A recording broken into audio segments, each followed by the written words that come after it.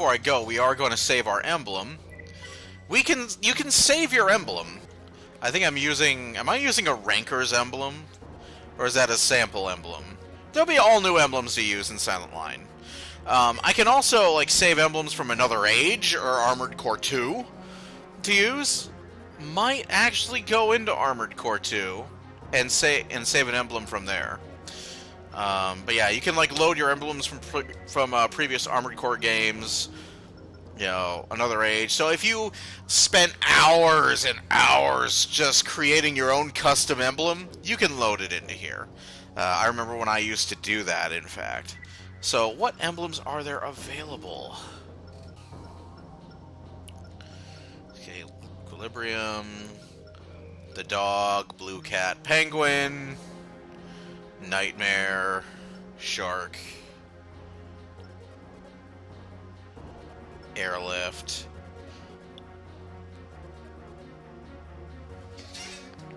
secret keys,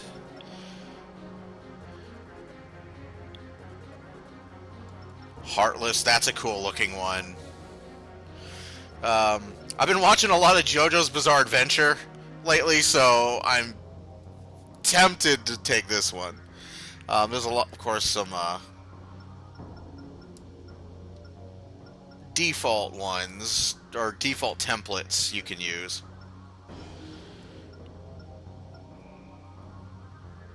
This one too, this one's cool. I think the one that I used all the time was the dragons, though. That was hard to top.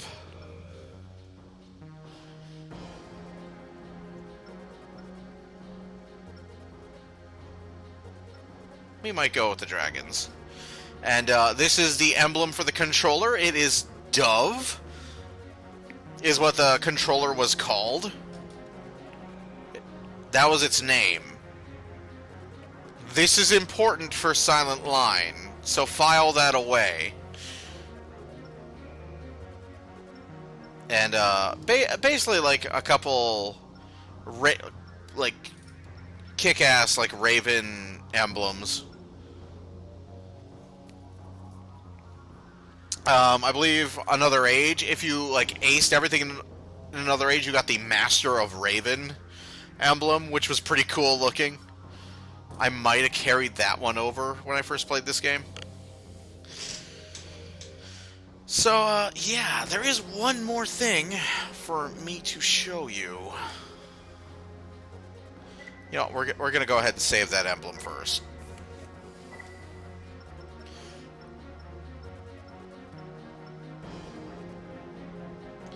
It looks like Hermit Purple. It's green, but it looks like Hermit Purple wrapped around a thing. So, this is the title screen, and if you go to Versus,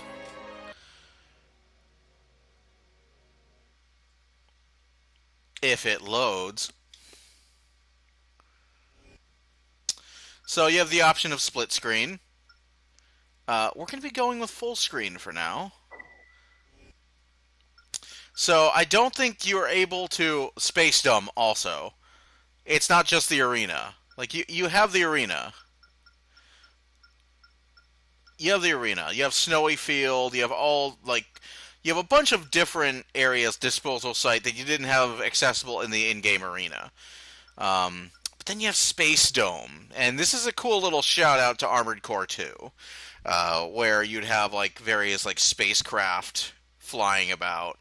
Although I do prefer Armored Core 2's arena, because Armored Core 2 had a really cool... It's hard to describe. It almost looked like it was in, like, ancient ruin, like this advanced arena set in, like, ancient ruins almost. Like, it had, like, waterfalls around it and shit. It looked really cool. I do wish that it appeared in this game, but sadly it is confined to Armored Core 2 and Another Age. And so, pick up weapon, you can select it so that any weapons that are ejected can be picked up. This was a thing people used to do back in the day, is they used to go into this, and eject all their weapons, and then it would be just like go crisscross the arena, ejecting all their weapons, like go back to their starting points, and then go, and then just like race around the arena, picking up like whatever weapons were closest to you and fighting with those. It's actually pretty fun. You can set your time limit, which is I usually prefer no limit, but you can set it to whatever you want. Battle Royale is, of course, everybody versus everybody. You can also do Team Battle, which is what I'm going to do. So, since this is single player, I have the option of doing Computer X2 or Computer X3. I think if you do like a split screen, you only get Computer X2. So, basically, this means I can bring along like a bunch of AIs. You can select what team. Let's see. You can select what team everybody's on. So I'm going to be blue leader, and Computer 1 is going to be on blue team. And Computer 2 is going to be red leader, and Computer 3 is going to be on red team. So for blue leader, you get the normal garage screen, but instead of AC test, you get system. And you can load your data.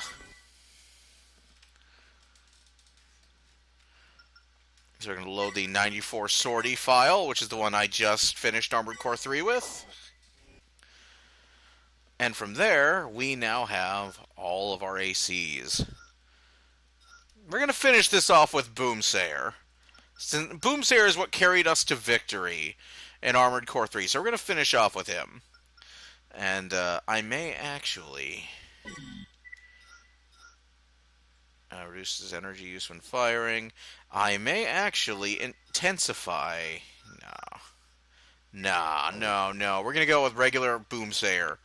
We're going to take on these AIs and normal Boomsayer. So you remember all that selection of ACs? Well, you can pick them. You can pick them all. All of them. Many of them were consorts. We're going to bring Yellow Boat with us, because Yellow Boat sets people... No, that isn't it. Bremen, is he the one who sets people on fire? Yes, he is. We're going to bring Bremen with us so we can set people on fire. And we are going to go up against Spartan. And, let's see, what is Cold Heart? Let's see.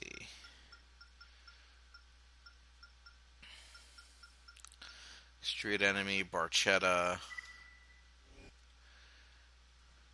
Fuck. Yeah, I'm unwinding here, so... Come back.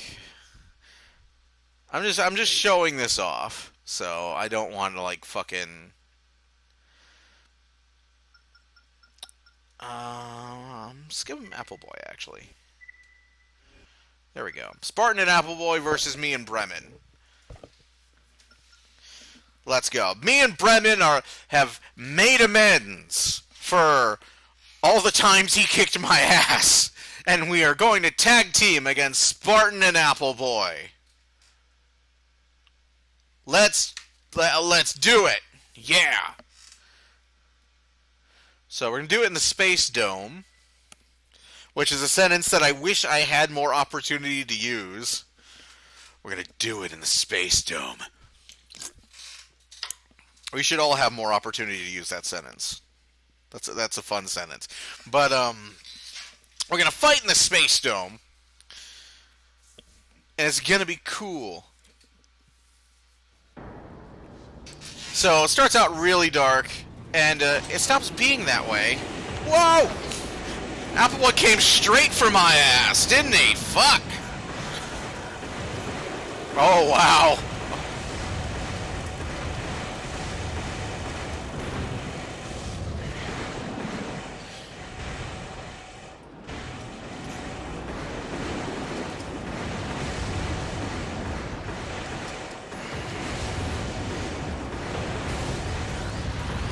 Oh, wow, I got my ass kicked! Lose.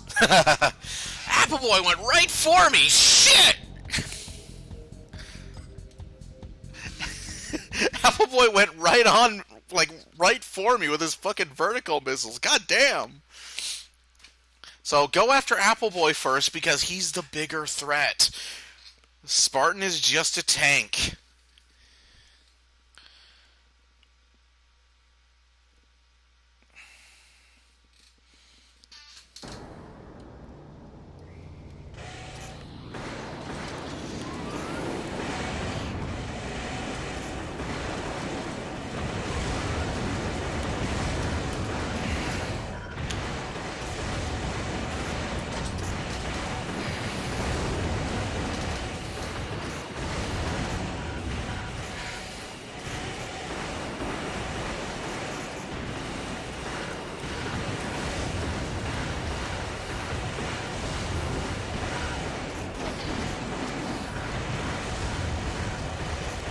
And somehow I've ended up going after Spartan.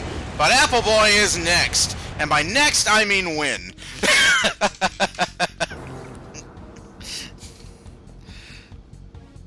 Let's replay, shall we?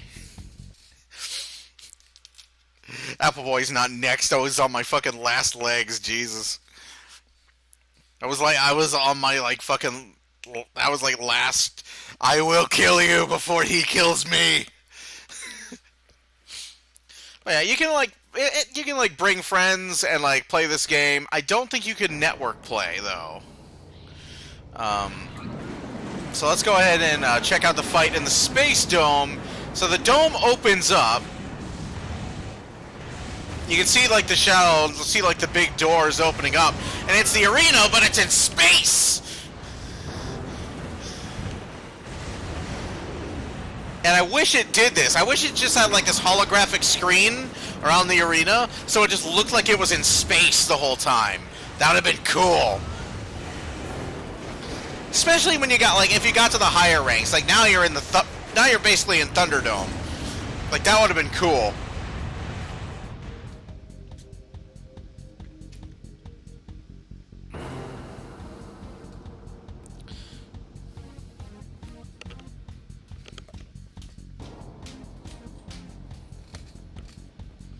Yeah, I see like the dynamic camera showing off the spaceship. There is a giant window in the middle of the arena. This arena is the coolest arena in the game. Unfortunately, there's no way I can change the camera angle, so it's just sort of like frozen there. But you get the idea. It's telling me to retry. No, I won. Why would I retry? I won. This is not how this works. You can't play network play. That was the big deal of Another Age, as Another Age was basically an expansion pack for Armored Core 2 that had network play.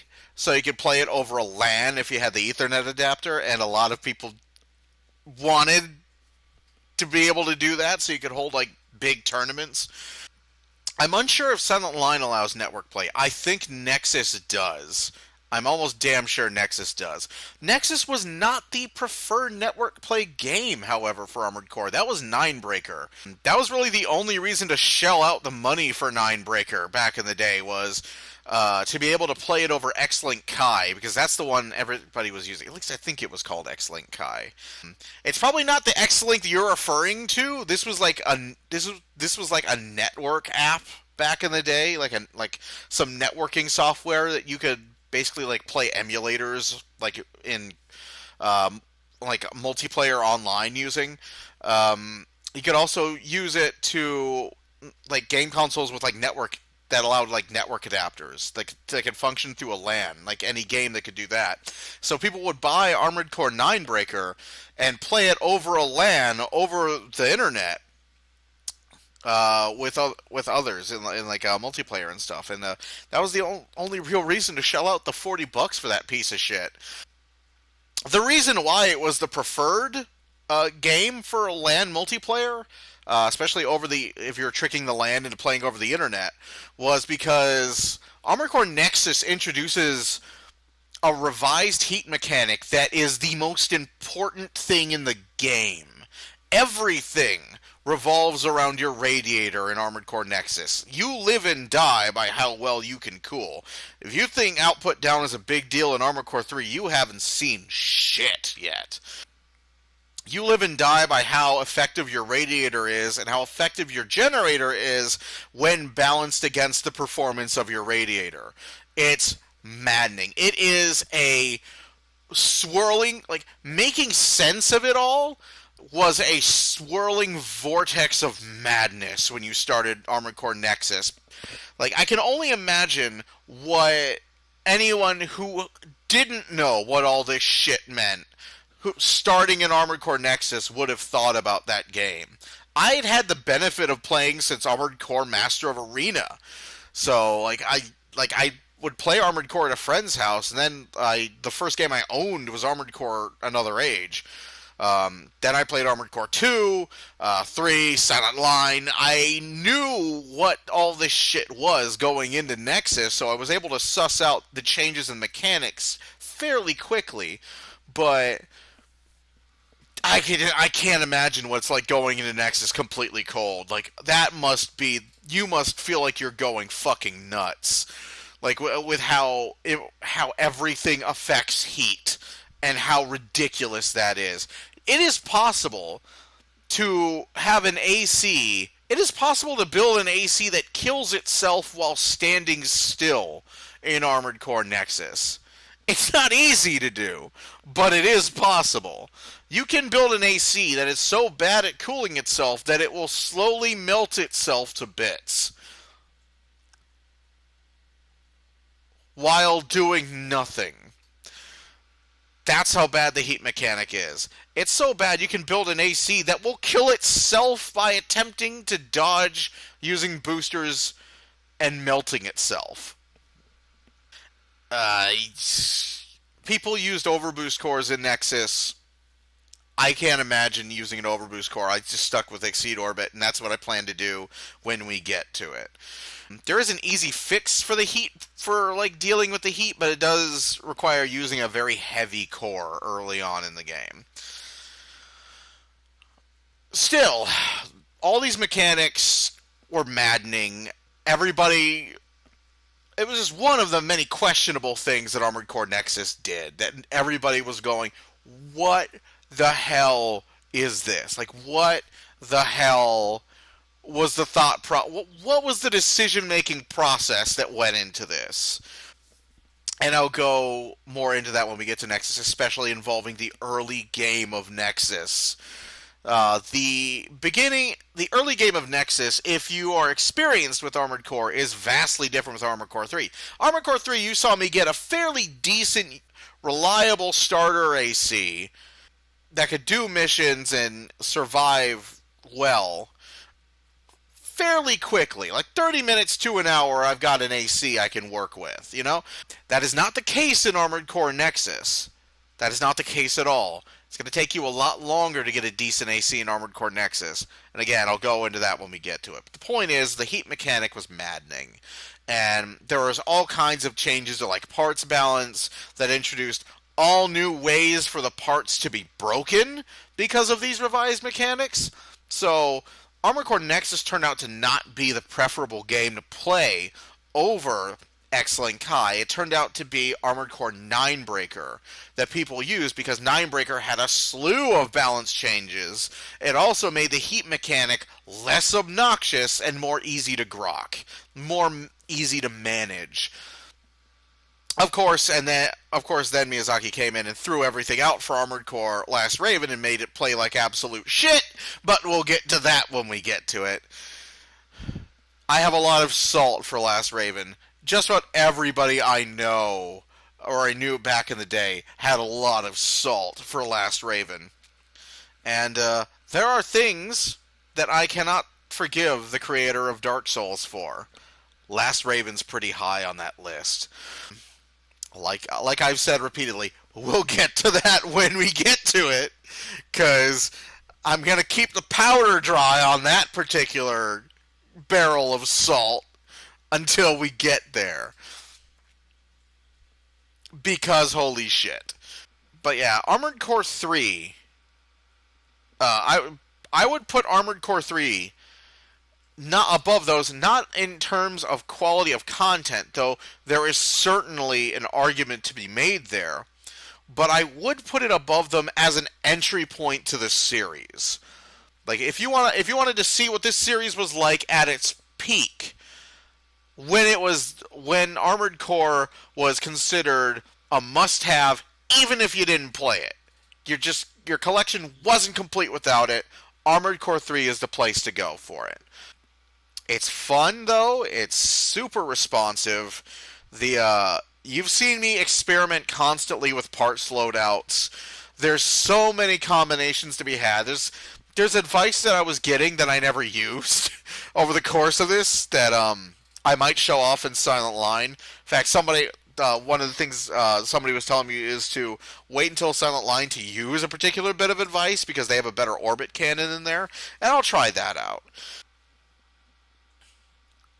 But yeah, there's so many different ways to play this game, and so many different approaches to take to these missions and these various situations, that you really cannot go wrong with Armored Core 3. When I first started doing Let's Plays, it was to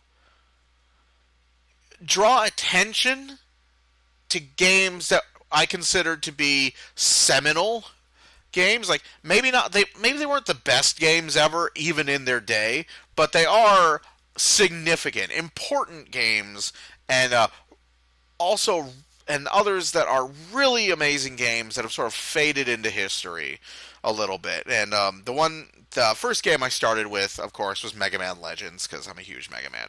I'm a Mega Man fucking freak.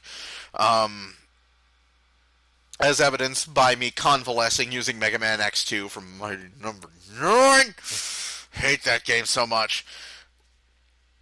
But stuff like Mega Man Legends, Parasite Eve, Resident Evil 3,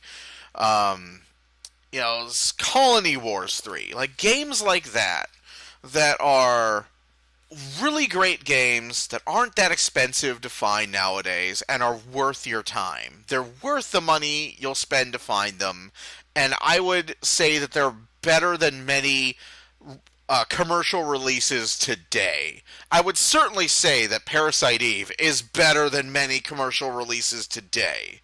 That holds for Armored Core 3.